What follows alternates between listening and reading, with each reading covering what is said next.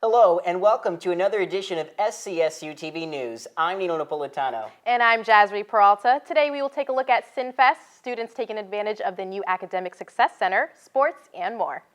Our lead story this week, faculty and students gathered in the Engelman Rotunda last Wednesday to protest the new Board of Regents contract. Our own Matt Cilbrith has the story. No contract! No peace! No contract! No peace! No contract! No peace! Contract negotiations between the Connecticut Board of Regents and the American Association of University Professors have gotten off to a rocky start. Teachers and students held their Nightmare on Fitch Street protest in the Engelman Rotunda a few days before Halloween. Cynthia Stretch, a professor at SCSU and the AAUP chapter chairperson, organized the event. We wanted to very early in the negotiations process and very publicly let the Board of Regents know that what they put across the table was unacceptable. It was borderline sort of bad faith. I mean, I don't know if I go that far, but we've never seen those kinds of proposals come across the table before. To go along with a performance by the Crescent Players, We're not gonna take it! No, we ain't gonna take it! We're not gonna take it anymore! current and former students, teachers, and state legislators like Roland Lamar and Robin Porter were there speaking on behalf of the teachers. And we've got hundreds of students and professors that live in our districts. You know what they need? They don't need another carve out for some corporate interest in Fairfield County. Yeah. We don't need to continue selling our soul to the lowest bidder that comes in, promising a few jobs. Because this is what our soul looks like. When we sell our soul, this is what happens. It's cuts to this university that educates our students, that provides the workforce of our future. I was shocked. I actually had a science class where there was a professor. I was looking for him one day. I went to his office, and I realized it was really just, it wasn't a closet, but it basically seemed like a closet, because they got kind of stuffed all these professors, I think it was 6 adjuncts, in this one small room, where they didn't even, I don't even know if they had a working phone or anything else like that, and I was very, very unimpressed with that.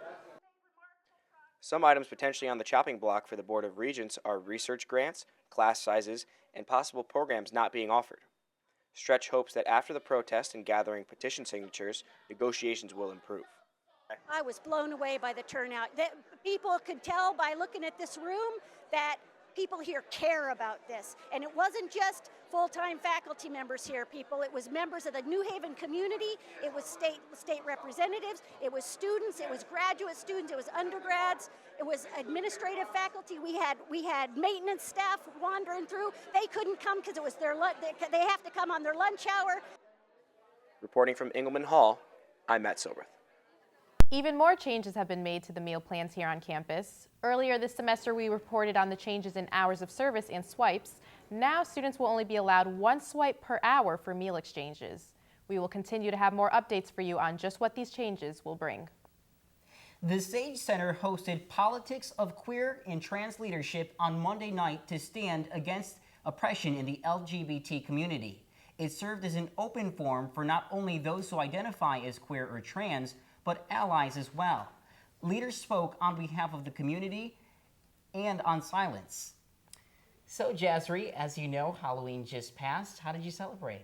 I didn't really do that much, Nino. I gave out candy to kids, just your basic thing. I feel like I'm getting older now, so I'm not really trick-or-treating myself much anymore.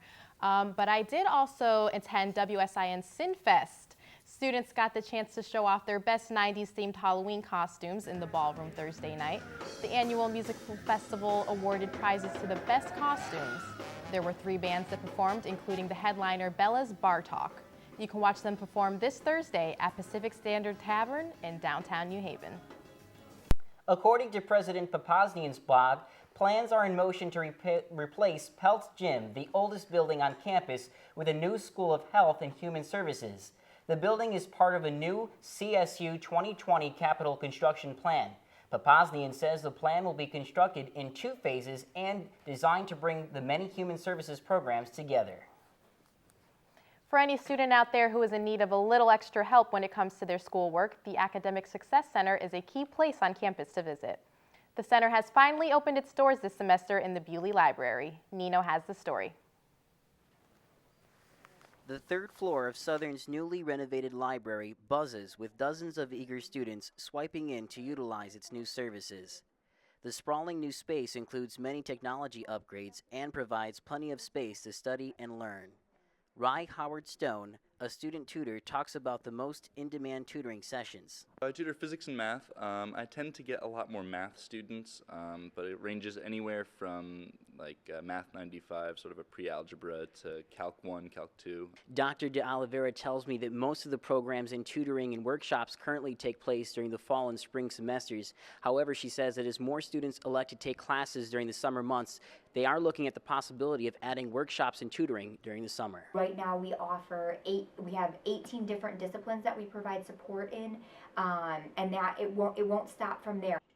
The space is open to all students, not just those that aren't doing well in their classes.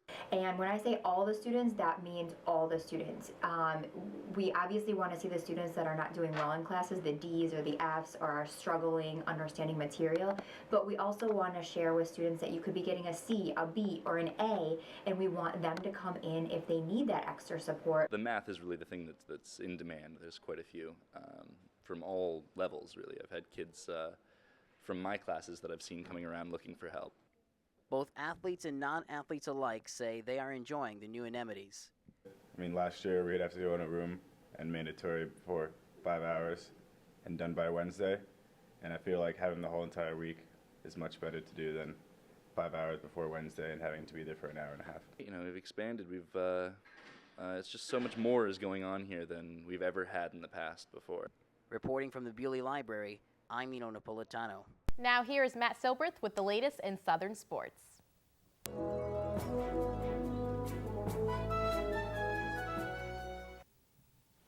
Thanks, Jasree. Well, it was a scary Halloween weekend for Owls athletics as the fall season is coming to an end and games are becoming even more important. The football team scored 22 unanswered points in the fourth quarter against LIU Post, but needed more as they lost 49-46. Quarterback Robert Natolo threw for 3 touchdowns and had 352 passing yards. That's a new season high for him.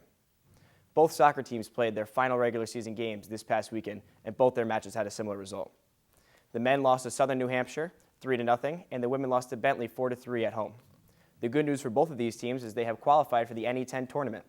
The women play at Delphi University, and the men will face Bentley University. Both of these games are Tuesday night and on the road. Now, you might have noticed by now that I am not clean-shaven like I normally am, and that's because we've started No Shave November. This is a month where many guys will forego the shaving process and let their facial hair run wild, and it's all to help raise awareness for cancer. So some of us here at SCSU TV have teamed up with the Southern hockey team to help raise money for this great cause. The idea is to take all the money that you would spend on grooming for a month and donate it to the charity. To donate to our cause, please visit the link below and let your beards grow, guys. That's all for sports this week. Let's send it back over to the news desk.